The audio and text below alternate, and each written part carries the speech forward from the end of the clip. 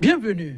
Départ surprise de la Cour constitutionnelle d'un de ses conseillers à quelques mois de la fin du mandat en cours, juin 2018, Simplice Komlan Dato, le désormais ancien rapporteur de la haute juridiction, a quitté le navire sans crier gare. Simple rumeur tout au début, ce fut par la suite une réelle information dans la journée du 26 janvier. Simplice Komlan Dato a fait parvenir à l'institution sa lettre de démission, mais on n'en saura pas plus sur les facteurs motivant son départ. Seule certitude, un coup de tonnerre dans un ciel nuageux tout de même. La Cour est depuis peu sous l'effet de la rampe, essuyant des tirs croisés qui fusent de toutes parts. Démission de Simplice Dato de la Cour constitutionnelle, manœuvre de déstabilisation, expression d'un malaise profond au sein de la haute juridiction ou simple incident. Tel est, mesdames, messieurs, le thème au menu de ce numéro de votre émission 100% BD. L'analyse, nous la ferons dans un instant avec un homme de droit, un professionnel des médias. Mais avant, la revue de presse.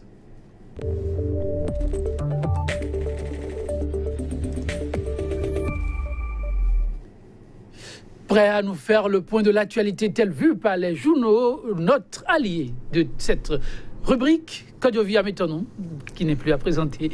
Kodjovi Ametonou, bonjour. Bonjour Joël Etondi, bonjour également à nos amis téléspectateurs. Comment ça évolue? Voilà, grâce de Dieu, la presse également se porte très bien. Et c'est une grande surprise que ce mardi, nous avons une moisson à l'image de lundi et de vendredi.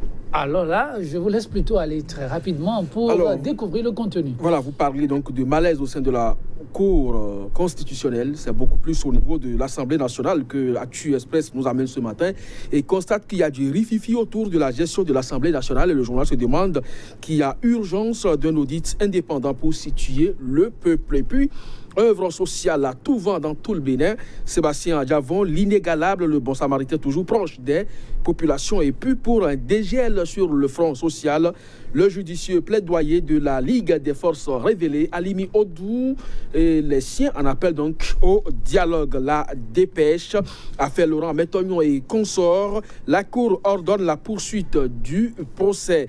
La nouvelle tribune appelle à la désobéissance aux décisions de la Cour constitutionnelle. Le gouvernement incite-t-il les populations à rejeter les décisions de la justice, s'interroge le quotidien.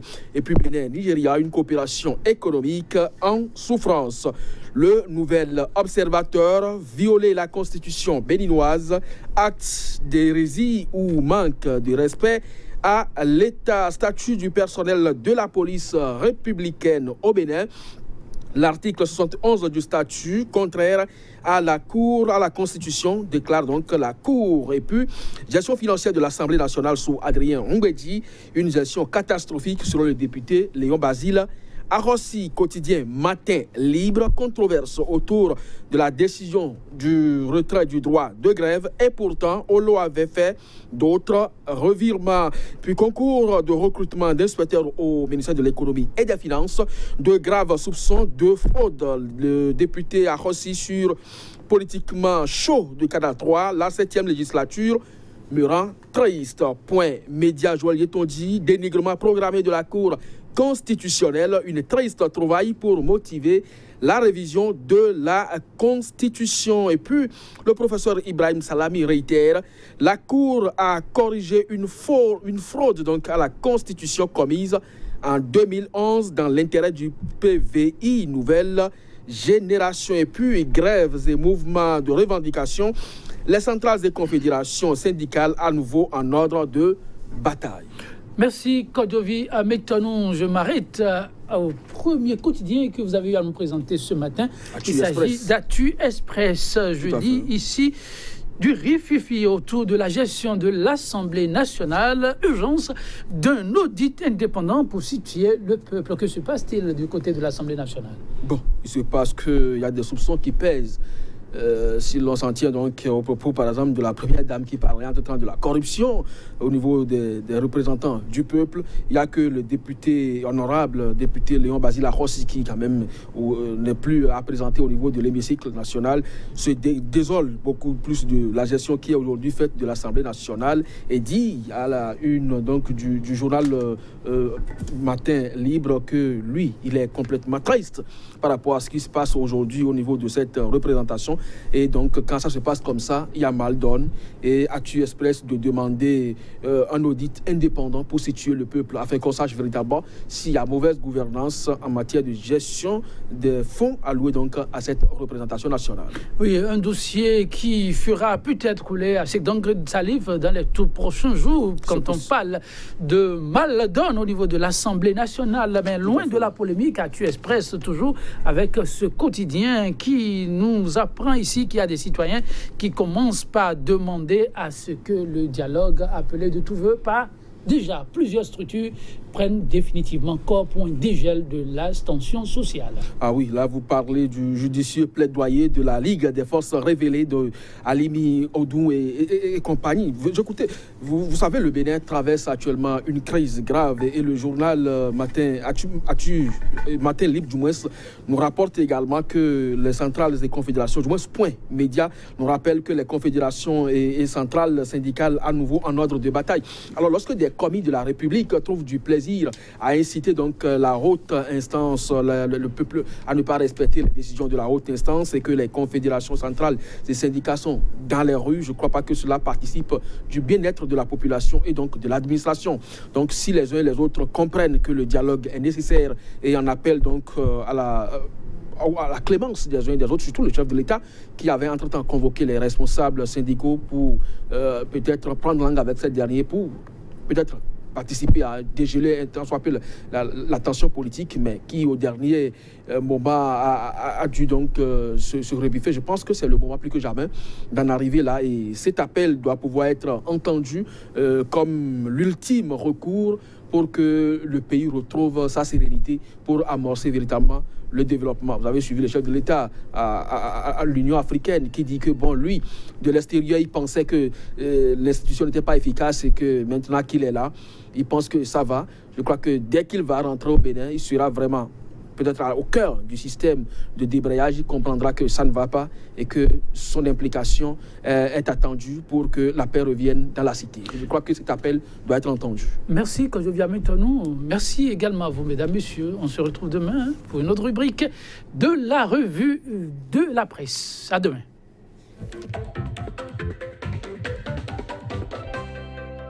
Bienvenue. Départ surprise de la Cour constitutionnelle d'un de ses conseillers. À quelques mois de la fin du mandat en cours, juin 2018, Simplice Coleman Dato, le désormais ancien rapporteur de la haute juridiction, a quitté le navire sans crier gare. Simple rumeur. Tout au début, ce fut par la suite une réelle information dans la journée du 26 janvier. Simplice Coleman Dato a fait parvenir à l'institution sa lettre de démission, mais on n'en saura pas plus sur les facteurs motivant son départ. Seule certitude, un coup de tonnerre dans un ciel tout de même nuageux. La Cour est depuis peu sous les feux de la rampe, essuyant des tirs croisés qui fusent de toutes parts. Démission de Simplice Dato de la Cour constitutionnelle, manœuvre de déstabilisation, expression de malaise profond au sein de la haute juridiction ou simple incident. Tel est, mesdames, messieurs, le thème au menu de ce numéro de votre émission 100% Bénin. L'analyse, c'est tout de suite et maintenant. Déjà sur ce plateau, maître Raoul Placide Rongwedji. Il est avocat au barreau de Cotonou, au Bénin. Maître Raoul Placide Rongwedji, bonjour. Bonjour, cher ami, avocat au barreau du Bénin, puisqu'il n'y a qu'un seul barreau au Bénin. Bénin, ouais, oui, c'est vrai. Et comment ça va de l'autre côté? Tout va bien ou tout va pour le mieux dans le meilleur des mondes? Tout va pour le mieux. Et un homme à multiples casquettes. Pour l'instant, on fait tout simple ce matin. En face de lui, un homme de la plume, Marcel Zoumeno, journaliste. Il est le rédacteur en chef du quotidien béninois d'information, la Nouvelle Tribune. Marcel Zoumeno, bonjour. Bonjour Joël. Merci pour la disponibilité. C'est un fait. À la cour de Holo, comme ça se susurre, Simplice Dato a fait ses adieux. Ses adieux mais dans un flot artistique sur la mobile profond de ce départ et qui alimente désormais la polémique. Chacun y va de son commentaire et ses analyses. Sur ce plateau, comme vous l'avez constaté, un avocat et qui pourra nous dire peut-être un peu plus.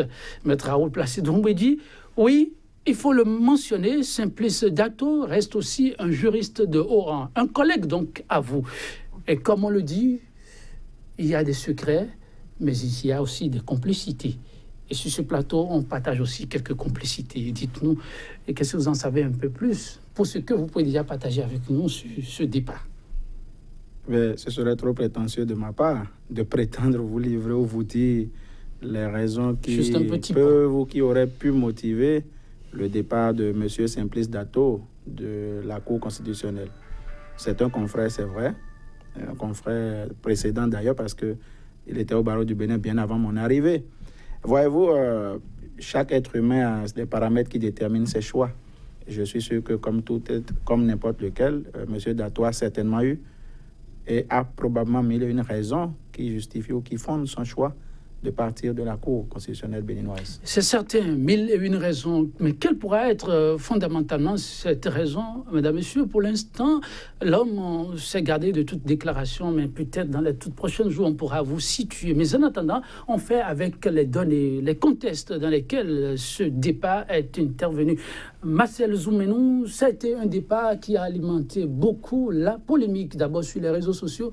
Les médias ont pris aussi à leur corps défendant ce qui, pour d'aucuns, apparaît comme un coup dur pour la haute juridiction. De votre position d'éditorialiste par moment, quelle est l'analyse que vous faites de cette donnée? Toute nouvelle, tout de même.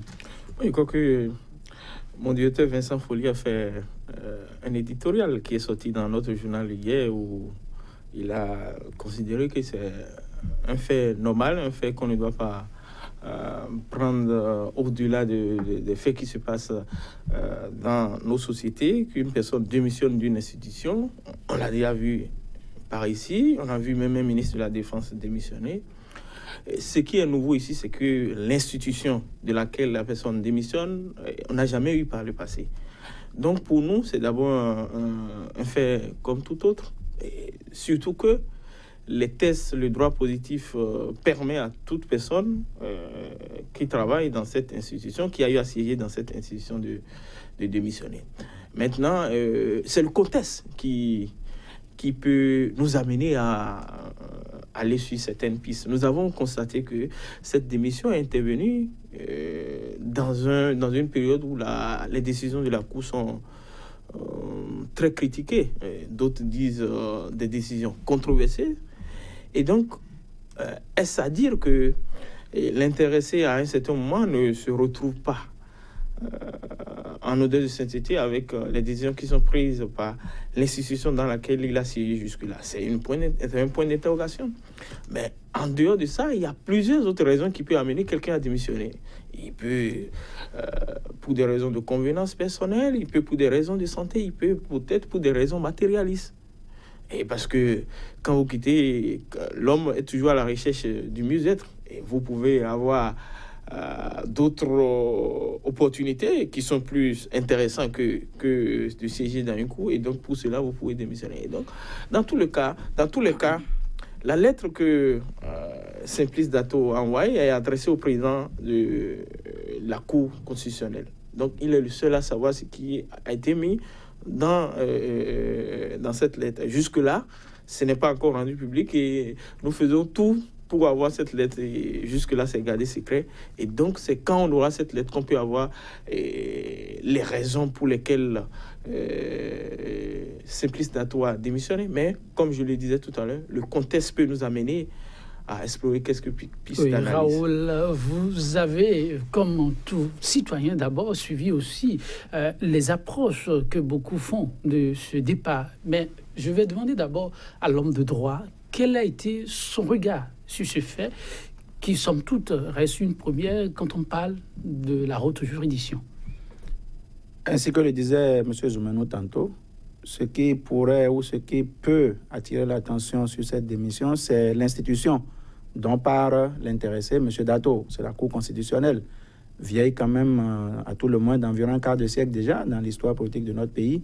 Et on n'a pas vu auparavant un de ses membres démissionner. Donc, de ce point de vue, ça peut effectivement attirer l'attention. Mais quand on reste dans le paramètre normal, tout individu, dans une fonction ou dans une autre, est libre de partir quand il veut. En tout cas, nous sommes en démocratie. La liberté de penser, d'agir est reconnue à tous les citoyens. Donc, pour le juriste que je suis et l'observateur que je reste, franchement, pour moi, il n'y a pas matière à réflexion, il n'y a pas matière à polémique. C'est vrai que légitimement, on peut chercher à faire des liens entre cette décision, le contexte national, l'actualité en elle-même, surtout quand on sait tout le tapage qu'il y a eu autour, avant et après les dernières décisions de la Cour, qui datent de janvier 2018. On peut très facilement chercher à faire des liens. Mais je veux rester le plus serein possible et me dire, ça peut arriver. Il a certainement ses raisons, qui d'ailleurs, à ce jour, n'ont pas été publiquement exposées. Tout le reste, donc, n'est que conjecture. Tout le reste n'est que conjecture. Et cette conjecture a occupé l'attention pendant toute la journée du vendredi, pour ne pas dire tout le week-end.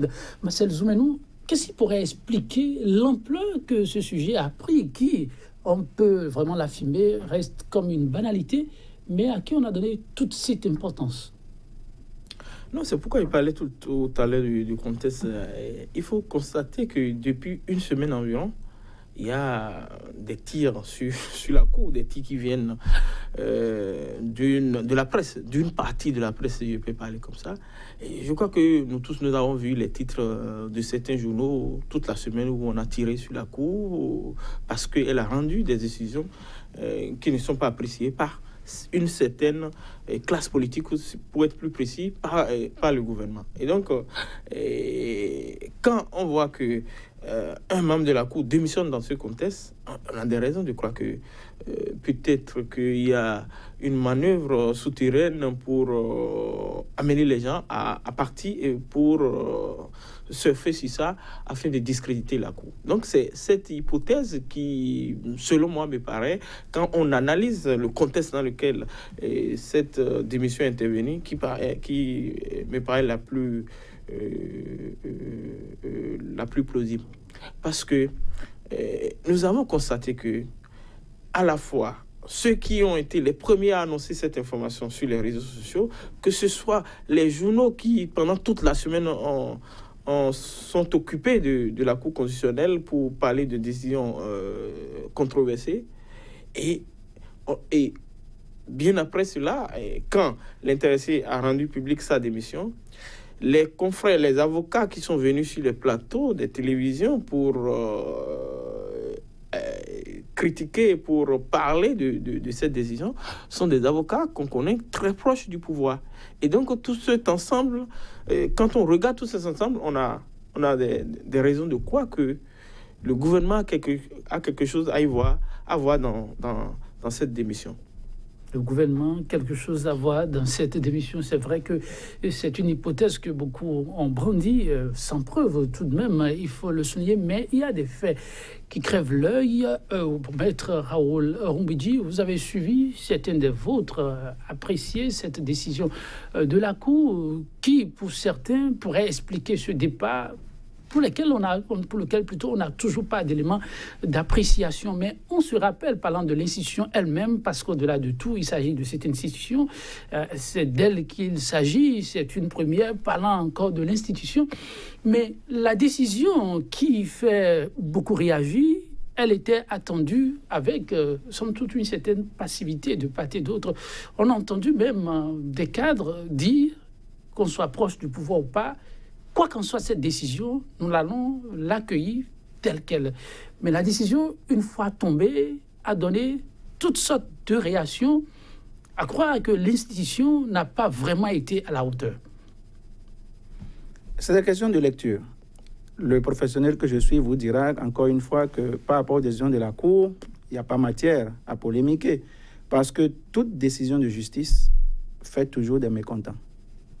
Quand vous allez en procès, vous gagnez ou vous perdez. Et dans le contexte où nous parlons, la Cour avait deux réponses. Soit elle validait la décision prise par les députés à l'Assemblée nationale, donc le vote, soit elle décidait que c'était contraire à la Constitution.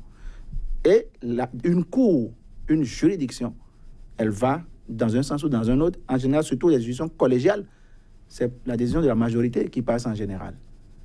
Alors, si vous avez une cour de 7 membres et que 4 disent c'est dans ce sens qu'il faut aller, même les 3 qui ne sont pas d'accord, ils subissent. Et donc, pour le juriste, pour moi, la cour a rendu une décision dans un sens ou dans un autre. On n'a pas le choix. D'ailleurs, on a beau analyser, on a beau critiquer, on a beau polémiquer, est-ce que la décision continue d'avoir effet à la date d'aujourd'hui? Il faudra encore une autre décision un jour peut-être pour remettre en cause ce que dit celle-ci. Alors, si c'est cela qui pourrait justifier la démission de M. Dato, convenez avec moi que depuis qu'il est dans cette cour, bientôt 5 ans, si je ne me trompe ou si je ne m'abuse, il y a eu plusieurs décisions qui ont été critiquées, comme celle-ci également. Il n'était pas parti. Et je parie que dans la cour, tout comme lui, je ne sais même pas s'il est de ceux qui sont mécontents ou qui n'ont pas été d'accord avec cette position. Ça, il faut avoir été en délibéré pour apprécier ou pour faire ce lien. Donc, vous ne pouvez même pas dire à la date d'aujourd'hui, nous ne pouvons pas dire que c'est la qualité ou la nature de la décision ou la position de la décision rendue par la Cour qui serait le fondement de sa démission. Tout comme d'autres membres de la Cour pourraient partir demain, tout comme ils pourraient vous dire, mais moi, je n'étais pas d'accord avec ça, mais la majorité a décidé. Et donc, à mon sens, il faudrait ramener la balle à terre simplement, prendre son mal en patience et attendre peut-être que l'intéressé lui-même nous dise un jour, finalement, voici pourquoi je suis parti. Parce que moi, j'ai entendu d'autres choses ailleurs qui n'ont rien à voir avec ce que nous disons sur la décision. Voyez-vous, donc les motivations, elles sont personnelles, certainement, et quel que soit leur angle ou l'approche qu'on en aura, c'est d'abord lui qui décide, avec des paramètres qui lui sont propres et qu'il est le seul à pouvoir dire finalement à la réalité. Je pense donc qu'il faudrait ramener la balle à terre. Du fonctionnement de la Cour constitutionnelle, beaucoup pensent que cette institution a reculé de plusieurs années par rapport au service qu'elle a eu à rendre les années précédentes. Et qu'il faut donc repenser son fonctionnement dans les années à venir. C'est de l'insatisfaction que le technicien de droit pose sur les travaux qui ont été ceux de l'institution ces derniers mois-ci. Là encore, c'est selon les positions. Et je l'ai dit tantôt, convenez avec moi que depuis que la Cour constitutionnelle existe, quelle que soit la décision qu'elle rend, surtout sur des questions majeures, parce qu'elle rend des décisions tous les jours, personne n'en parle en général. Mais quand il y a des questions majeures qui lui sont posées, eh bien, chaque décision qu'elle rend, selon la position qu'on occupe, et en général, c'est selon qu'on soit mouvancier ou opposant, que les positions s'affirment, que les lectures se font, que les analyses s'exposent. Mais quand vous suivez, vous remarquerez qu'il y a toujours deux camps. Ceux qui approuvent la décision parce qu'elle dit ce qu'ils avaient souhaité, et ceux qui la réprouvent parce qu'elle dit ce qu'ils n'avaient pas souhaité. En cela, il n'y a pas de débat. Maintenant, est-ce que cela relève ou cela devrait impliquer une relecture du fonctionnement de la Cour? Quand vous parlez du fonctionnement de la Cour, je ne sais pas, est-ce qu'on est dans le fonctionnement de la structure en tant qu'institution étatique ou administrative? Est-ce qu'on est dans le fonctionnement purement juridictionnel? Et là encore, pour apprécier si ça fonctionne normalement ou anormalement, il faut certainement avoir touché, apprécié, vécu la réalité de l'intérieur. Alors, si ça fonctionne mal, oui, mais de l'extérieur, vous ne pouvez faire qu'avec ce que vous semblez, vous croyez avoir comme élément d'appréciation. Pour dire, par exemple, que le président exerce un diktat dans la Cour, parce que je viens de, rappelons-nous, c'est un principe de collégialité. C'est une Cour.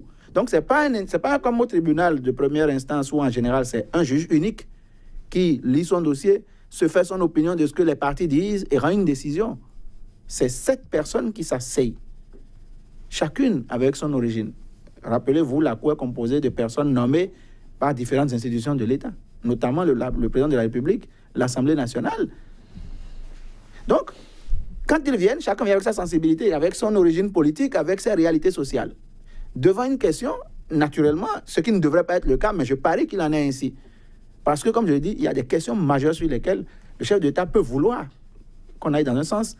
Le bloc politique d'où vous venez peut vouloir aller dans un sens. Et là, devant ces réalités-là, il faut avoir vécu pour savoir si réellement ces paramètres entrent en ligne de compte dans les décisions rendues. Normalement, on devrait chercher l'objectivité absolue. Si c'est le cas, il n'y a pas match, il n'y a pas problème. Si ce n'est pas le cas, on peut envisager une réflexion. Mais, à mon sens, la bonne question qu'il faut se poser, et qui, donc, s'il y a débat à faire sur la Cour constitutionnelle aujourd'hui, surtout que la composition actuelle va en fin de mandat, vous avez dit juin 2018, donc on va la renouveler bientôt. Et puisqu'on est à l'étape des réformes, et que tout est réforme, s'il y a lieu de s'asseoir et de repenser la Cour, c'est l'occasion. Dans sa composition d'abord, dans ses pouvoirs, notamment celui qui dit que ces décisions sont insusceptibles de recours. Dans la pratique de la Cour, qui à un moment donné a cru devoir faire même des immixtions dans le juridictionnel absolu. C'est-à-dire que dans l'ordre judiciaire, la Cour est arrivée dans une décision à remettre en cause une décision de la Cour suprême. Alors que la Constitution dit que la Cour suprême est le plus haut degré de juridiction en matière administrative, judiciaire et des comptes. Mais la Cour constitutionnelle a cru par un arrêt devoir remettre en cause une décision de la Cour suprême. Est-ce que la Cour peut aller jusque-là? Voilà des questions qui se posent aux techniciens de droit comme moi je suis et qui vit les implications ou les conséquences juridiques, judiciaires, juridictionnelles des décisions de la Cour. Dans sa composition, devons-nous continuer à laisser la Cour être composée de personnes nommées par le chef de l'État, choisies par les députés qui, en retour, peuvent se sentir redevables de ceux qui les y ont envoyés? Ou bien alors, faut-il penser à une Cour composée de personnes élues par différentes composantes du corps social? Voilà des questions objectives à poser. Parce que nous ne l'aurons pas. Quelle que sera la composition? Sur le fonctionnement, c'est les individus encore. Si vous avez un chef trop prégnant, un président trop prégnant, trop fort, qui aime bien avoir la puissance, eh bien, il en imposera certainement aux autres membres, ce qui ne devrait pas être le cas.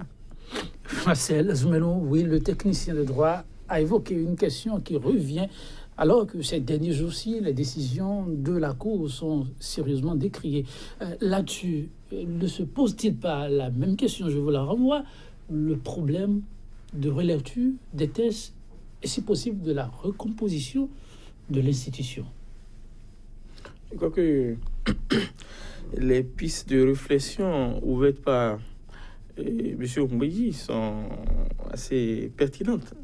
Aujourd'hui, le débat, je crois que ce débat, depuis quelques années, on a commencé par parler, est-ce que nous devons continuer à envoyer à la Cour des gens qui sont désignés par des hommes politiques? Ça, c'est une grande question. Pour rendre la Cour plus crédible, pour qu'elle ne puisse pas prendre des décisions qui seront controversées ou bien contestées. Encore que même si c'est des gens envoyés par des corporations ou bien des corps de métier, on n'est pas à l'abri de ces genres de critiques. Donc, c'est des questions importantes qu'il faut poser. L'autre question que moi, je voudrais verser à la réflexion, à la suite de ce que M. Oumbeyi a dit, c'est est-ce que aujourd'hui, il ne faudrait pas réfléchir à voir comment faire pour que les décisions de la Cour constitutionnelle soient tout au moins appliquées. Parce que la Constitution dit que les décisions de la Cour sont sans recours. Mais nous constatons depuis un certain moment que certaines institutions de la République ont commencé à prendre une mauvaise habitude de ne pas mettre en application les décisions de la Cour. Et il n'y a dans aucun test un moyen de coercition sur cet aspect de la chose. Est-ce que les institutions ou bien les individus qui sont amenés à respecter ou à mettre en application les décisions de la Cour et qui ne le font pas, qu'est-ce qui peut leur arriver ou bien qu'est-ce qu'on doit faire de ça? C'est aussi une question que moi je trouve qu'on doit aujourd'hui verser à la réflexion au regard de ce qui se passe aujourd'hui, où on voit que certaines décisions de la Cour ne sont pas respectées, et on voit même des avocats proches du pouvoir qui disent le gouvernement ne va pas respecter cette décision. Moi je crois que nous sommes arrivés, la Cour est arrivée à un grand tournant, et il faut quand même réfléchir à ces préoccupations, sinon dans les années à venir, elles risquent d'être totalement discréditées. Ce n'était pas bien pour notre modèle démocratique. Encore quelques mois pour cette institution, mais que pourra-t-il se passer dans les tout prochains jours? Y a-t-il urgence pour que cette Cour ou ses membres soient à donner encore de la voix pour en appeler à une certaine refonte à mi-parcours? À Maître Raoul Placide Oumbeyi, il s'annonce que dans les tout prochains jours, on pourrait assister à d'autres départs. C'est encore une hypothèse qui peut être prise en compte. On disait tantôt, c'est des individus qui composent la Cour, ils ont leur réalité, ils peuvent faire des choix, quitte à en tirer les conséquences. Simplice Dato est parti, d'autres pourraient partir, ce ne serait que dans la logique humaine. La question qui se dégage plutôt, c'est et après? Parce que la Cour, elle est en fin de mandat, c'est vrai, mais il reste quand même environ 5 mois. Et en 5 mois, beaucoup de choses peuvent se passer. Déjà, aujourd'hui, si un est parti, bon, les tests disent que son remplacement doit être fait ou doit être pourvu dans le mois. Espérons que d'ici, effectivement, le mois du départ de M. Dato, son remplaçant soit désigné. Donc, si d'autres partaient dans les mêmes circonstances, eh bien, des remplacements se feront au fur et à mesure. Convenez avec moi que les tests sont organisés de manière à ce qu'en réalité, la Cour ne souffre pas dans son fonctionnement du départ d'un ou de plusieurs de ses membres. Donc, a priori, ça ne devrait pas plomber la machine ou empêcher la Cour de continuer à fonctionner. Le problème, donc, ne se poserait pas objectivement quant au fonctionnement.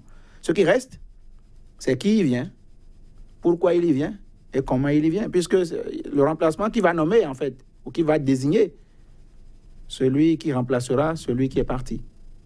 Qui vient? Pour quelle mission? Pour le peu de temps qui reste aujourd'hui, en attendant qu'il y ait d'autres surprises, il y a déjà un cas qui est patent, c'est le cas Dato. Et beaucoup de noms se susurrent déjà pour être de potentiels remplaçants. Marcel Zoumenou, vous avez eu aussi à évoquer quelques noms. Et qu'est-ce qui pourrait militer en la faveur du positionnement d'un conseiller ou d'un autre? Tous les noms qu'on cite aujourd'hui sont tous des avocats, des collègues à Maître Raoul Placide-Nguédion. On ne va pas lui demander d'apprécier le profil de ses collègues. On fera l'exercice quand même tout à l'heure avec lui. Mais ces noms qui viennent avec insistance, quel est le regard que l'analyste porte là-dessus? J'avoue que nous, à Nouvelle Tribune, n'avons jamais donné de nom.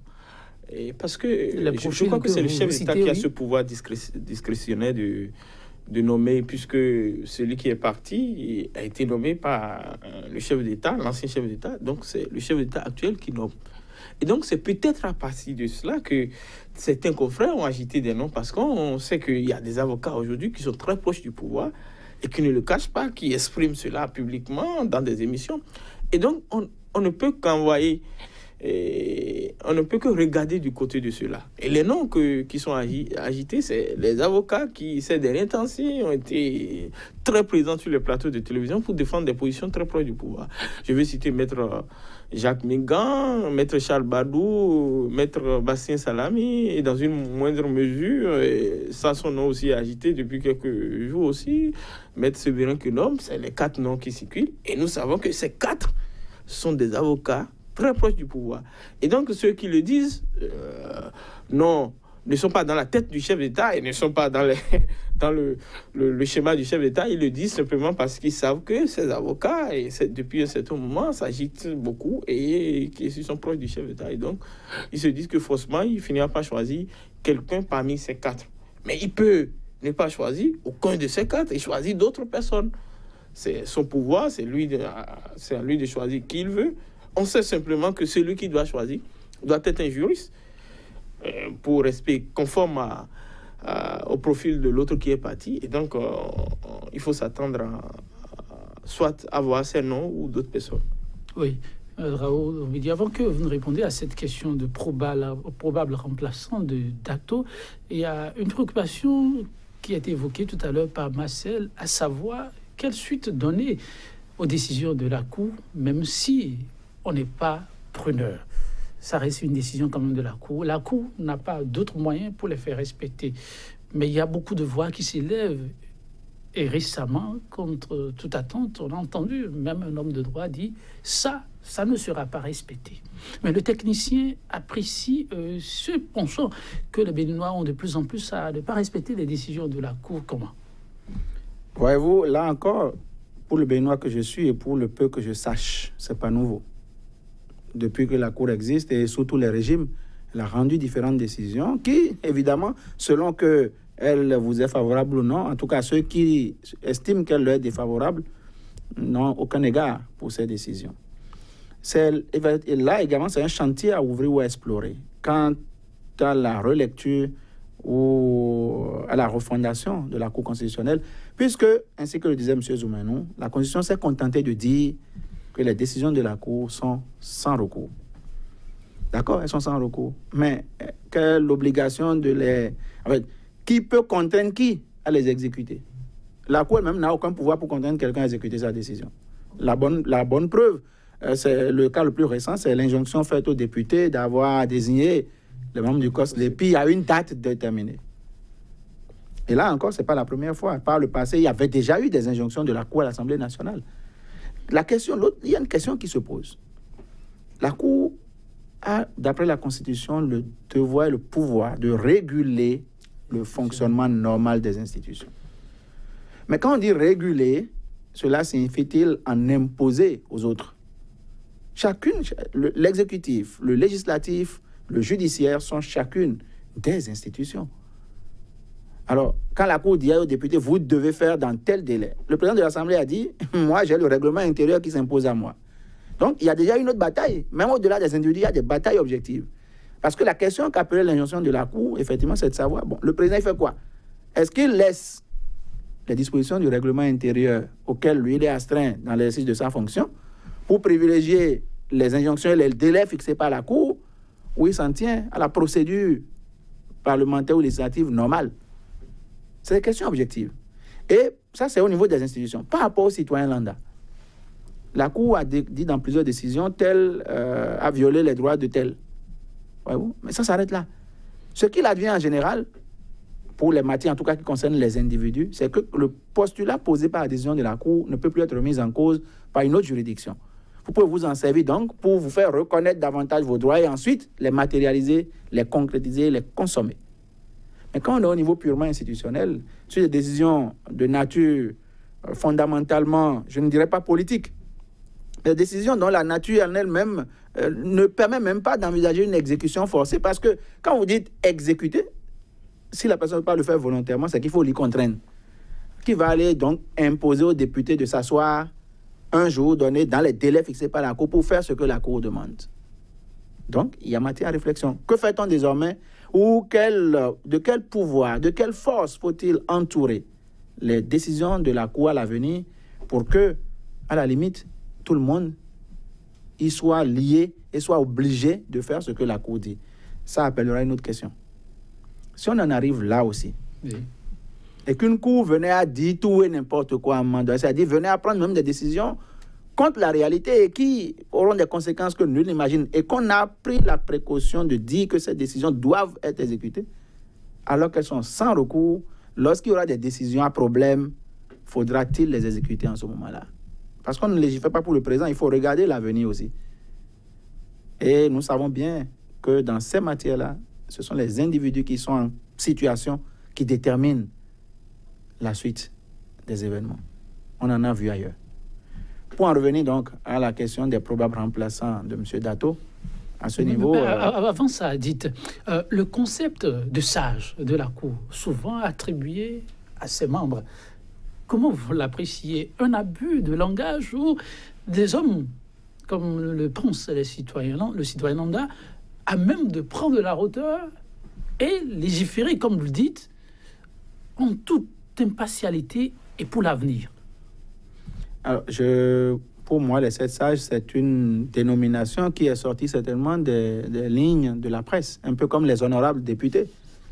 La Constitution n'a jamais... Oui, la Constitution béninoise n'a pas dit que les membres de la Cour sont les sages. On n'a jamais dit ça. Vous ne verrez pas que la Constitution dit que les députés doivent être appelés honorables. C'est les journalistes qui ont créé tout ça. Je pense que c'est des créations purement journalistiques qui ont élevé ces personnalités au rang que nous convenons depuis des années de leur laisser croire qu'elles occupent en réalité. Il est arrivé des gens pour dire, mais est-ce que... Ouais, tout ça, c'est des considérations purement journalistiques qui nous ont amenés là. Donc, au-delà des sages, on aurait peut-être pu dire les demi-dieux. Je ne sais pas. Convenons qu'il y a du pouvoir. Ils ont du pouvoir. Et donc, on leur prête peut-être la sagesse. Logiquement, si vous dites que quelqu'un est sage, vous n'aviez pas à craindre. Parce qu'en toutes circonstances, eh bien, la sagesse devrait prévaloir. Est-ce que c'est le cas depuis que notre Cour est là? Je n'en sais rien pour ma part. Massès nous en dira quelque chose tout à l'heure. Et par rapport à la question du problème remplaçant de Dato. À ce niveau, effectivement, comme tout le monde, je lis, j'entends des noms. Là encore, pour moi, c'est polémique, c'est conjecture. Puisqu'en définitive, si déjà les gens peuvent dire que c'est ces 4-là, ça veut dire qu'ils ont été dans la tête du chef de l'État, ou peut-être qu'ils sont déjà... Il en a peut-être parlé quelque part déjà, mais s'il devrait parler quelque part de qui il choisirait, convenez avec moi qu'il n'y aura pas 2 noms, puisqu'il n'y a qu'un fauteuil à prendre. Alors, si on est encore à 4 noms qui circulent ou 5 noms, c'est que c'est des polémiques. Les gens essaient en fait de deviner certainement. Peut-être que le chef de l'État surprendra tout le monde et qu'il n'y aura aucun de ces noms. Mais les critères pour être membre de la Cour sont fixés dans la loi, qui est la Constitution.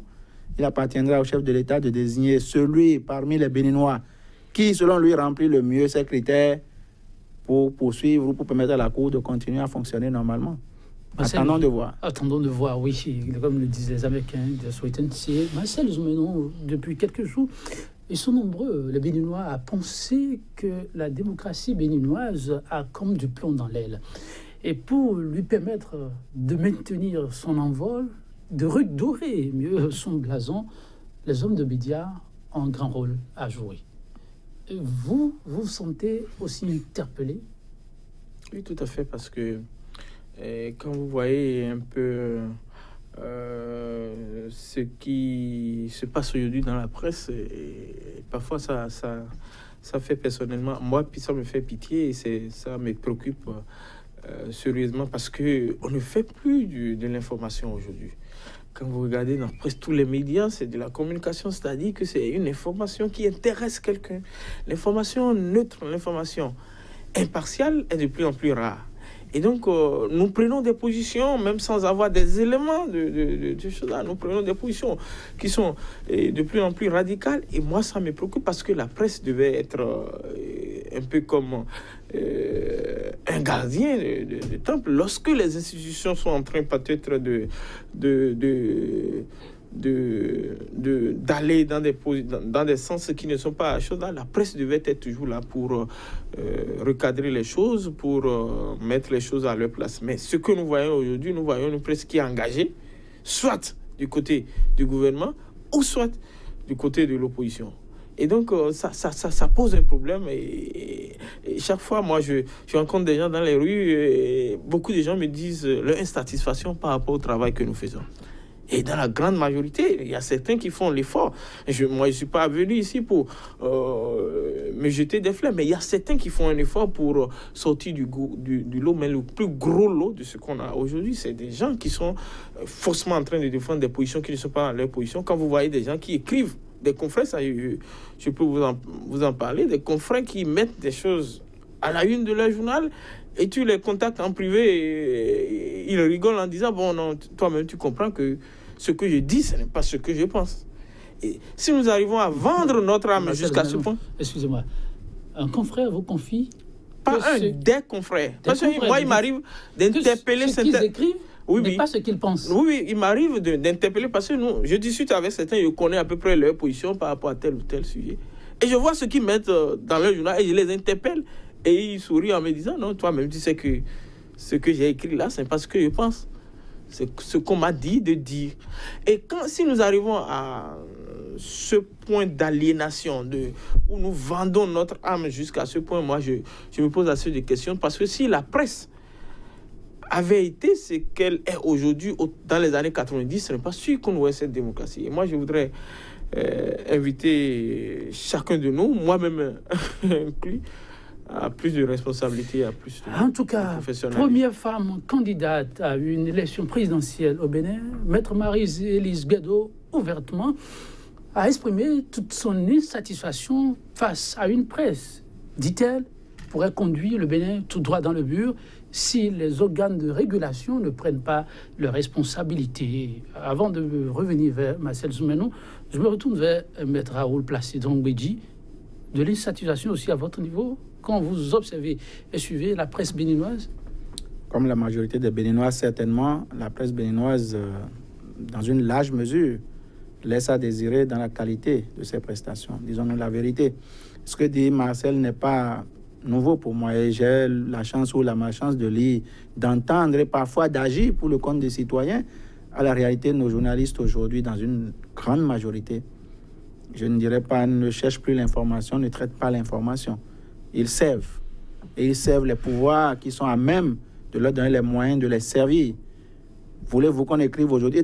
Vous le remarquez, quelqu'un vous écrit aujourd'hui quelque chose et le lendemain matin, il vous écrit tout le contraire lui-même. Demandez-vous alors où est l'objectivité dans ce qui est écrit. Ce qu'il a écrit la veille, il vous écrit le lendemain, il dit non, ce que j'ai dit hier, c'était pas vrai, c'est totalement faux. Juste parce que, et ça, j'ai vécu un cas personnel où il écrivait pendant un certain temps des choses contre quelqu'un.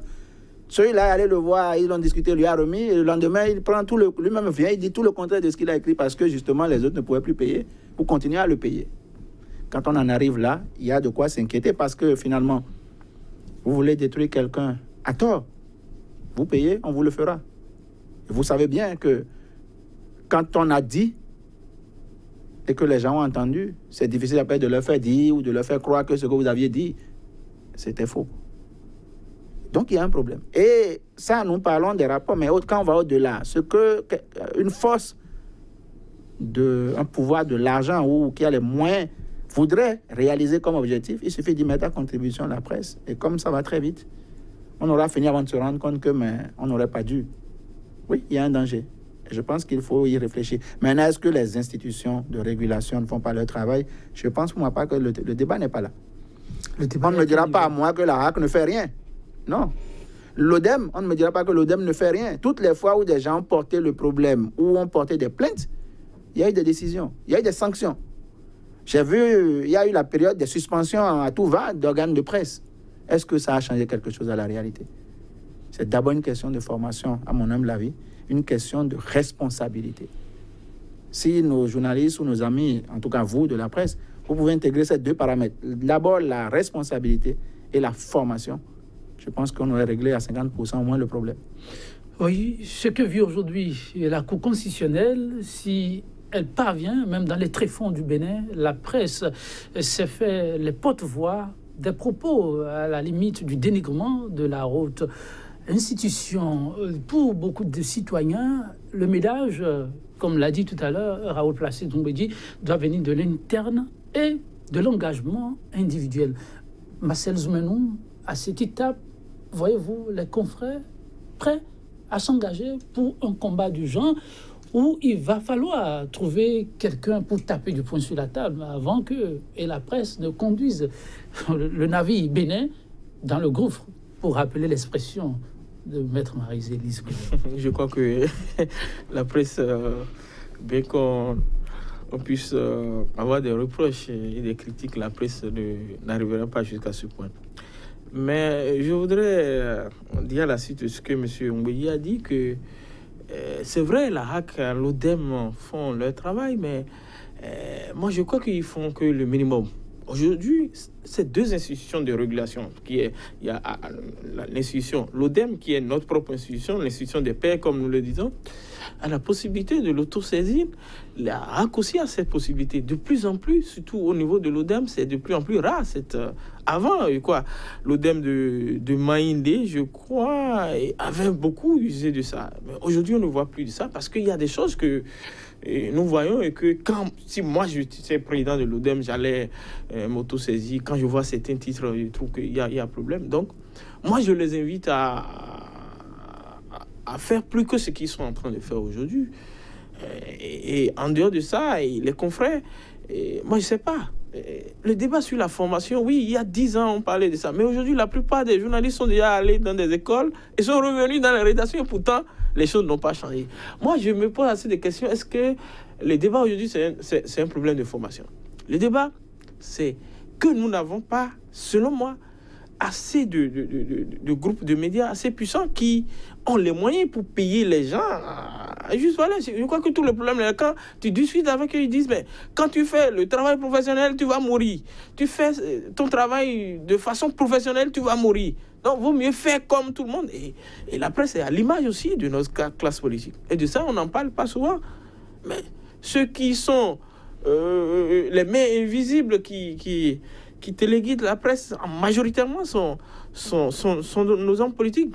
Et moi, je fais partie de ceux qui disent tout haut que je ne suis pas satisfait de cette classe politique. Et je vois que c'est une classe politique médiocre. C'est vrai que la presse est médiocre, mais nous avons une classe politique médiocre qui peut être en train de contaminer la presse. Je crois que, au-delà de tout, nous avons une presse qui est à l'image de notre pays et à l'image de notre classe politique. Alors, Maître, vous qui êtes au Carrefour, qui avez la chance de croiser les deux principaux acteurs, si vous voulez, ceux de la presse et les acteurs politiques, là, est-ce un problème plutôt d'intérêt national qui se pose, où il faut tout rebeloter, tout remettre à plat et dire qu'on est à l'ère des réformes? Il faut sérieusement s'asseoir et repenser les paradigmes définis pour permettre à ces structures de la presse, on dit même quel est le quatrième pouvoir, et permettre à tout cela de s'asseoir et revoir le Bénin au-delà de tout ce que l'on peut faire. Mon avis sur la question en une phrase, c'est qu'il faut repenser le Bénin lui-même. Le Bénin lui-même. Nous ne l'aurons pas parce que, faisons le bilan. Un pays qui a 60 ans, ou bientôt un peu plus de 60 ans maintenant, oui, de 1960 à aujourd'hui, je crois que si on fait le bilan, qu'est-ce qui fondamentalement a bougé? Qu'est-ce qui a changé? Dans quel domaine on a bougé, on a avancé? La classe politique, demandez-moi ou dites-moi, ceux que nous avons comme animateurs de la classe politique, ils vont comment? C'est qui? Quelle qualité d'individu? Et ils y vont. Pourquoi? En général, c'est pour aller vivre sur le dos de l'État ou dans la marmite nationale. Ce n'est pas autre chose. On vient en politique parce qu'on est convaincu que c'est la meilleure façon de s'enrichir au Bénin, c'est ça. Quand on fait un peu de chantage, selon les positions, on gagne beaucoup d'argent très facilement. On a des facilités, on a des passe-droits. Voilà pourquoi on va en politique. Les journalistes, comme vous le dites, beaucoup s'attachent aux hommes politiques dans l'espérance d'avoir les mêmes ouvertures, les mêmes facilités. Ils parlent de parrain. Oui, parce que quand on a un parrain, il peut nous aider à aller là-bas. Bon, on veut être attaché de presse. Bref, c'est les privilèges que chacun cherche. Mais nous perdons tous de vue que à s'occuper chacun de ses privilèges, de ses droits, de ses passe-droits, c'est le Bénin qui, lui, regresse lentement mais sûrement. J'ai même souvent une réflexion au-delà des individus. C'est même le chef de l'État lui-même. La question que je me pose, c'est comment choisissons-nous nos chefs d'État au Bénin? Faites le bilan avec moi. Dites-moi, lequel s'est assis un jour 10 ans à l'avance. Et on l'a vu venir. Il a pensé le Bénin. Il a proposé un Bénin.